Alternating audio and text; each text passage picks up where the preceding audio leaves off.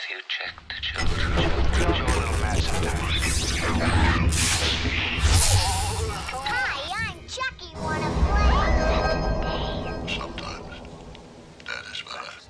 You're gonna need a bigger boat. Howdy, folks! Welcome back to the Horror Show. I'm your host, Robert the Wolfman. And Jaime and Fuego is here along for the ride, and we are talking another patron request. Yes. Our homie Samuel Glassman, much love to ya. Love you. They can't all be Rondo, and then again, they can't all be Phantom of the Paradise. So this film that we are about to discuss is somewhere in between 1981's Dead and Buried. This is exactly 1981. Indeed, yes. Right on the money. Yeah, man. And I must admit that this is another one very similar to Ghost Story that Robert recently... Robert, Jesus Christ. It's been one of those days. Don't take it personally, Samuel. Yeah, this is another one of those where it is an early 80s horror film that I feel like just embodies so much of the late 70s as far as vibe, as far as attire, some of the storytelling, and like the strange dreamlike aspect of it. And Psychedelic, very much so, yeah. Yeah, man, to a degree. And so, as far as overall impressions of this go, there's a town conspiracy that is going down, and I believe New England, if I'm not mistaken, right? Yeah, I believe it was New England. Yeah, somewhere in that particular sector. And so, we've got a cameraman who has a little bit of nastiness with some of the locals, and it just kind of goes along from there. There's a sheriff who is in pursuit, so on and so forth, and a mortician who also factors in heavily to the plot. So, despite the slow-moving kind of meanderousness of a lot of horror of this particular era, I still found it well shot. I found it interesting in some of the ideas, albeit, as Robert pointed out off camera, very predictable. Almost to an arduous variety in that regard. And but, I only say that just because of how many... I felt the same. So Again, I'm like not arguing, how man. many movies like we've watched growing up, and even still with how many movies that we watch for the channel and everything, it gets to the point where it's you can only write off and everything and kind of check your brain out to not overly think on these stories as much as possible. Because movie. Because movie. And that's kind of the little tried and tribulation kind of thing with these older movies is we've seen this done so many times. No, it still happens today. Exactly. So maybe it's even worse today because it's happened even more so when we see something new. You can today. kind of see it's like, oh, well, this is going to happen. Well, that person's definitely gone. Well, but as long as you can still find that merit and enjoyment of the movie, that's what matters the most. Yeah, and so story-wise, this is a very sleepy, just kind of unsuspecting town, really, if you're going to take that into consideration. And so there's a sheriff. He has some weird ideas about his wife, and yet he is also trying to investigate some sudden violence, which, God, I have to say, there is so much about this film when you get the revelation as to what is actually going on that makes me second guess most of the beats in the first 2/3 of the film.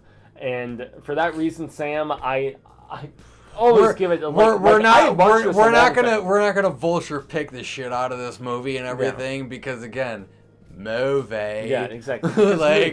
You check your brain exactly. At the door, as my father always said. I was literally just about to say the same thing. Yeah, you check your brain off for the amount of what you need to at the door, and then you enjoy the rest of the damn movie and you shut the hell up. Yeah, because we have basically photographer. He's shooting some sexy shots of this young lady. Local girl. Yeah, who basically... It has to seem suspicious, where a hottie just goes up to you and starts hitting on you immediately and starts showing her tatas and all that different stuff. What version did you fucking see? I didn't see no tatas. Oh, yeah. Faux show. What the hell? I must have been sleeping. Yeah, and then all those other people descend upon him, and they burn him up, but he doesn't die. Yeah. And so he basically has his lips burned off, so he can't even talk, and he can't admit to anybody who of the local contingent messed with him, and so that's a big thing. And it just really turns into the guessing game as further bodies pile up, and there is just there's certain tics about specific people, most notably our sheriff who was trying to solve the instance and this like nasty crime and his wife. There was also weirdness from the guy from a very prominent, it's his last role. Yes. Actually. So his name was Jack Alberson. A lot of you guys, I'm sure, would know him as Uncle Joe from, I believe it was Uncle Joe, right? Maybe. Uncle Joe from Willy Wonka. Yeah, and the Chocolate Factory. The one, I swear to God it was Uncle Joe. Thank God not the Tim Burton movie. Yeah. But, yeah. Susie, actually, who is not here, unfortunately, she watched this and could not be on the review, but she jumped in the group thread that we have on Facebook right away, and she was like, yo!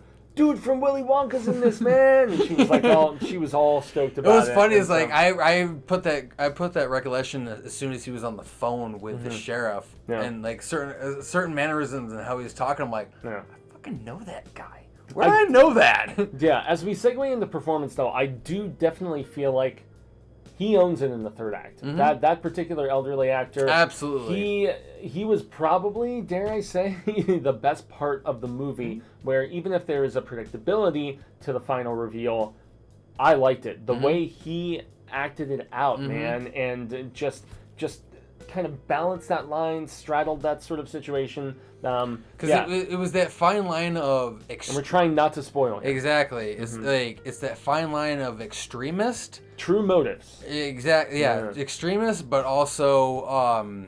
perfectionist, too. Extremist, perfectionist. No, honestly... I'm throwing you off, man. Well, no, not even, because there's a couple different, like, characteristics and everything that go with him, and, like, his actual backstory of why the things were happening in the way they were. Is, again, like I said, he was an extremist, he was a perfectionist, but he was kind of deranged at the same time. I mean, that's the thing with that. Obviously, this movie is one of those nice things that ain't ever gonna fucking happen, but well, fingers firmly crossed. Yeah, fingers firmly crossed, but you know, it's those weirdo scientists, you know, out there you gotta worry about. Yeah, and I mean, sheriff and significant other wife and stuff. I mean, really, I enjoyed it a lot aside from that predictability, and that doesn't really, entail much into the performance, because I thought the virtuousness of our said law enforcement Pete, who was trying to figure some shit out. I thought that he had the whole Boy Scout sort of thing going down pretty convincingly, and so props on that. And also the wife and her just kind of detached mind is kind and what's of cool, what's funny else. is like so actually the wife is she played the daughter of the Overlord dude in Flash Gordon. No kidding. From back in the day, yeah. The original film, obviously. Yeah. The original Flash Gordon, the only good one. They've been trying to reboot it's that. cheesy, but goddamn, it's a good for one. So long, dude. Oh yeah, that's just one. Just leave it alone, all right? We get. Really? I don't know if I would say that's like Jaws, I would leave it alone because Godfather category. It's the same thing with the original Highlander. No one like you have Queen they've been trying to reboot that for a while. I know, and I hope it dies in the dirt. Because like Highlander and then Flash Gordon. Here we are. Queen did the soundtrack for those movies. Oh, Queen did Flash Gordon too? Yes. I did not know that. And they were amazing. Every day, Sam Glass. They were amazing. Don't remake those movies. A lot of people contend kick you in the dick. A lot of people contend that Freddie Mercury is the best frontman of all time. It's debatable, man. It really, really is. He is definitely. I would at least confidently say he is in the top 4 of the best frontmen. 4 as opposed to 5. Interesting. Indubitably. Who would be 5 instead of him? I don't know. There's not a 5 at the moment because there's only 4. But just to double down, man, I dug this movie. I didn't love it though, but I did dig the fact that it is one of those early 80s, late 70s, early 80s, as I mentioned earlier. It kind of has the same DNA as far as like slow burn horror goes, and this had a very eerie, ethereal, just kind of slowly progressing to what is actually transpiring, even if you see it a mile away, which we kind of did in this. I did appreciate a lot of just that eerie mood and ambiance about this film, and surprisingly, even though they're few and far between, when we do get gore, as far as I was effects, just about to see. We do get some first good sequences. segue into that and everything. Yeah, was man. The gore and effects kills. Our photographer, when that nurse comes in with him, that's a pretty gross sequence. I tell gotta say, you I gotta say, without specifying anything, it's pretty nasty. And there's a few other ones too, but that is at least the one that stands out the most for me. You were talking about the acid tubes, right? Yes. That scene, obviously, like, it's we're gonna get the graphics details and everything of what we're gonna get for the time, but at the same time, it was fun. It was nice to see because of that whole. Oh God, it's happening. Oh God, there's nothing else you can do. Yeah, and you're dead. Same thing even with our hitchhiker character when she gets her fucking head bashed in with the brick. With the giant rock. Sorry, it wasn't a brick. That's right. Yeah, because nobody outside of this town. Well, damn, man, should I even say that? Okay, there's evil in this town. It's a small town evil that's keeping their secret. Dare I say it's very Stephen King in that regard? In a sense, yeah.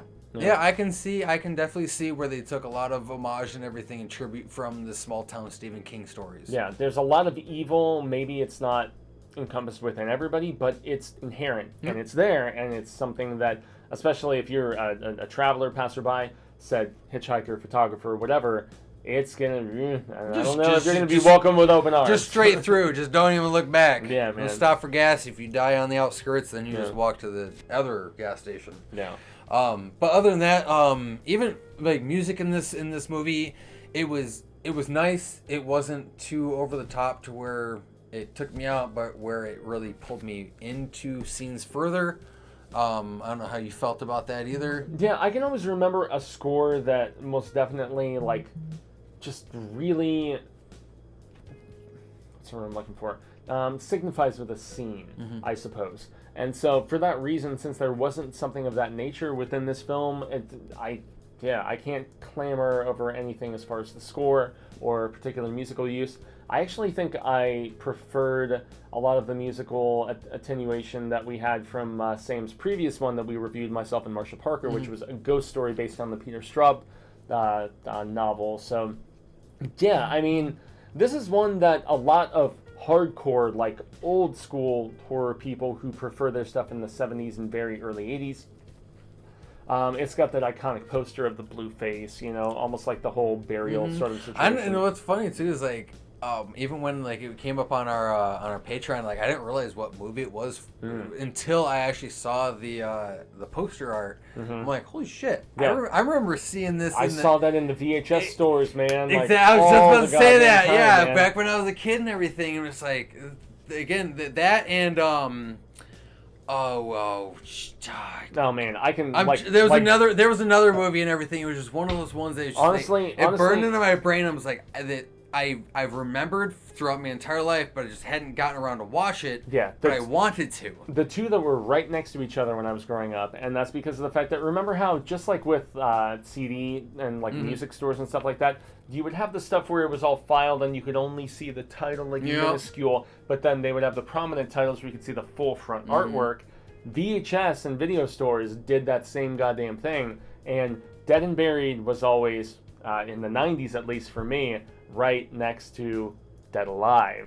And that is none other than Mr. Lord of the Rings himself, doing an amazingly grotesque, nasty movie. We've still never reviewed that movie. I know. On this channel. I was just about to say that. Not to mention how awesome was that scene of when he had the lawnmower coming through the ballroom. We talking about Dead Alive up in here? Yeah, we are. Yeah, thanks third party person. Get the hell out of here. Yeah, we just segued briefly, but guys, you need to. We have an off camera middle finger. You need to have us review Dead Alive. It's also known as Brain Dead, if I'm not mistaken. Yeah, Brain Dead or Brain Damage. Brain Damage is a different movie as well. Okay. As I had our European friends correct me, and I felt like a dumbass. So, excuse the hell out of me. Not to say that you are.